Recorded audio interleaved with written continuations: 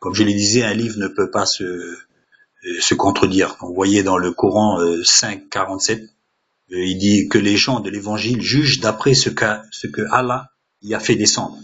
Ceux qui ne jugent pas d'après ce qu'Allah a fait descendre, ceux-là sont des pervers. Et dans 5,66, s'ils avaient appliqué la Torah et l'évangile, ils auraient joui de toutes sortes de biens, etc. Donc, il reconnaît par là qu'en appliquant la Torah et l'évangile, on peut jouir d'une bonne vie. Donc, si vous regardez le Coran, ça n'a rien à voir. C'est incompatible. Hein. C'est comme si un jour vous disiez comme ça, il faut écouter la police, et demain vous écrivez un livre et vous dites et il faut écouter les brigands.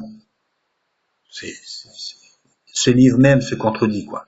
Donc vous voyez aussi dans 5,68, vous ne tenez de rien tant que vous ne vous conformez pas à la Torah et à l'Évangile. Ceux qui ont cru, judaïques, sabéens et chrétiens, ceux qui avaient et font de bonnes œuvres, pas de crainte, ils ne seront point affligés. Donc pourquoi alors dire aussi dans d'autres versets que s'ils ont le dos tourné, saisissez-le et puis tuez-les. Donc beaucoup de choses se contredisent totalement.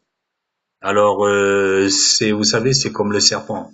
Quand on l'attrape, il va dans l'autre côté. Il va aller dans le côté.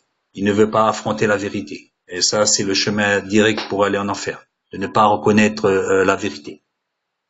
J'ajoute une précision, c'est pas pour autant que je défends la Bible, parce que je le dis que la Bible n'est pas, je dirais à 100%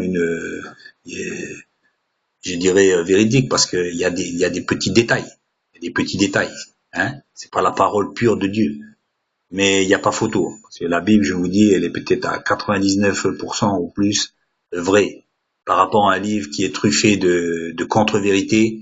Je le dis, il y a une différence, c'est même pas comparable, quoi. Donc, ce n'est pas pour que je défende le livre d'une race, comme je le redis souvent. La Bible n'est pas le livre d'une race. Attention, la Bible est le livre pour tous les hommes, juifs, chrétiens, arabes. La Bible a été donnée pour chacun d'entre nous. Le Christ nous a dit déjà, annoncer la parole à toute nation. Celui qui croira sera sauvé, celui qui ne croira pas sera condamné. Vous pouvez chercher partout, vous pouvez triturer la parole dans n'importe quel sens, vous aveugler vous-même comme les autruches qui mettent leur tête dans le trou et puis trouver des bonnes raisons de croire au mensonge. Alors, si vous voulez le faire, faites-le. Comme dit la parole, celui se purifie encore, celui qui va dans le mensonge, aille encore dans le mensonge, allez-y. Il y a le blanc et le noir. Mais croyez-moi, Dieu ne va pas se tromper au jugement dernier. Il ne va pas se tromper.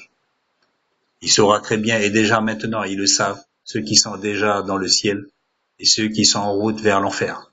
Donc, franchement, à vous de vous juger vous-même.